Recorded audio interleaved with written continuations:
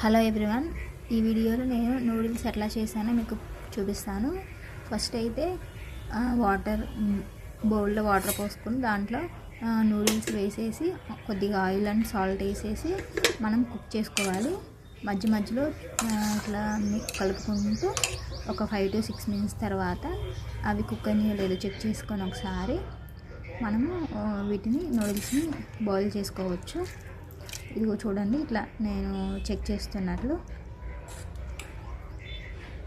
So మీరు 5 to 6 minutes ఉంచుకుంటే సరిపోతుందండి. నేనైతే కొంచెం ఎక్కువసేపు ఉంచాను, అందుకే ఇది కొంచెంగా ఓవర్ కుక్ అయిపోయినాయి. నెక్స్ట్ మనం ప్యాన్ పెట్టుకొని కొద్దిగా ఆయిల్ వేసుకొని ఒక 2 tablespoons ఆయిల్ వేసుకొని ఆయిల్ వేడెక్కినాక దాంట్లోకి కొద్దిగా జీలకర్ర,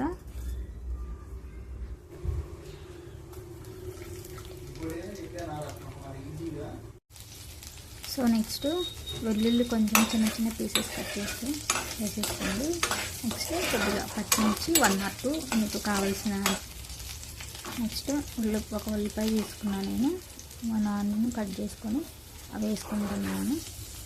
అవి వేసుకున్నాక కొంచెం మిక్స్ చేసుకోండి. నెక్స్ట్ నేను క్యారెట్ తీసుకున్నాను. మీ దగ్గర క్యాబేజీ ఉంటే క్యాబేజీ అయినా వేసుకోవచ్చు. నేనైతే ఇప్పుడు ప్రస్తుతం నా దగ్గర ఏమి ఉన్నాయో వాటిని యూజ్ చేసి చేస్తున్నానండి. మీరు మీకు నచ్చిన వెజిటేబుల్స్ వేసుకోవచ్చు. మీకు ఏ వెజిటేబుల్స్ నచ్చుతాయో ఆ వెజిటేబుల్స్ అన్నిటిని మీరు యాడ్ చేసుకోవచ్చు. నేను ఓన్లీ క్యారెట్, ఆనియన్ అండ్ అట్లాగే బీన్స్ కూడా యాడ్ చేస్తాను. దగ్గర బీన్స్ కూడా ఉన్నాయి.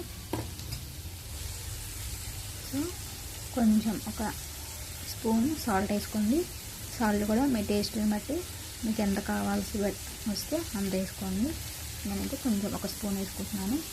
ఆల్రెడీ నూడిల్స్లో వేసాము కాబట్టి కొంచెం అయితే సరిపోతుంది.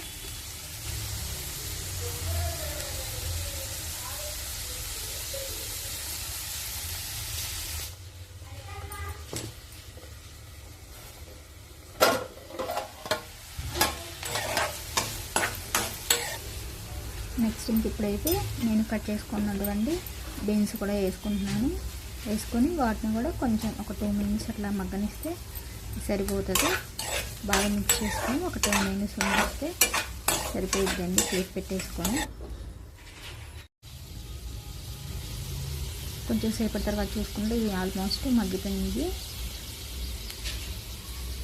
ఇంకా నేను వీటిలో నూడిల్స్ వేసేస్తానండి.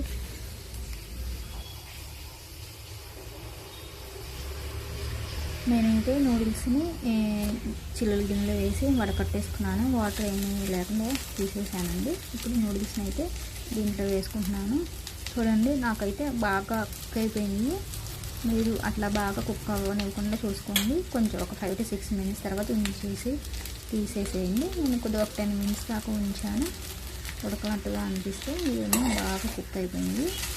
ఇట్లా వీటిని వేసేసి ఇట్లా మిక్స్ చేసుకోండి. నా దగ్గర సాసెస్ అట్లా ఏమీ లేవు. నేను ఓన్లీ నా దగ్గర ఉన్న వాటితో తయారు చేశాను. ఇంకా తర్వాత ఇట్లా బాగా మిక్స్ చేసుకున్న తర్వాత నేను జస్ట్ కొద్దిగా కారం వేసేసి దించేసానండి. చెప్పాను కదా, నా దగ్గర సాసెస్ అట్లా ఏమీ లేవు. గరం మసాలా కూడా లేదు చూస్తే వేద్దామంటే.